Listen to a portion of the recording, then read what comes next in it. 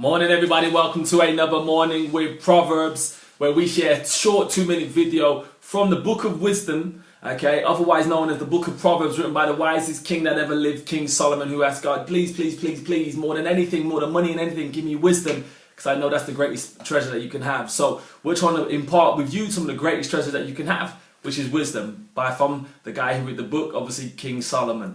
So let's get into this. This is a continuation on from yesterday, a little bit, where we talked about obviously beauty and appreciating beauty and lust and the difference between the two.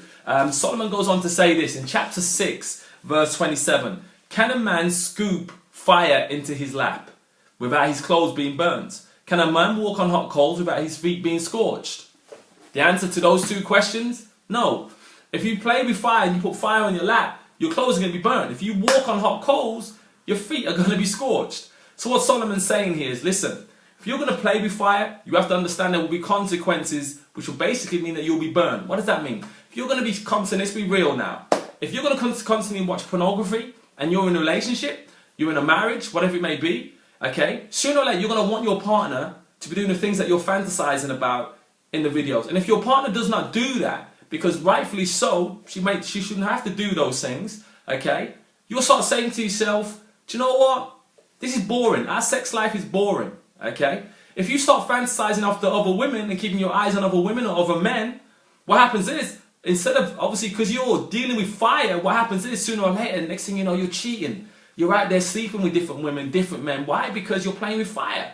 If you start playing around with drugs, it's the same thing, isn't it? I'll be okay just smoking weed. I'll be okay with this. Next thing you know, you know, and I've had friends who started from weed and got harder drugs and harder drugs and harder drugs. Next thing you know, they are addicted to some of the hardest things out there and mess up their whole lives. So understand this. If you're going to play with fire, it's going to burn. It's going to burn. No doubts about it. So what Solomon is saying here is that, you know what? Be careful. Please understand. Don't live for the now. Okay? Think about what are the consequences of me playing with this fire. How will it burn me?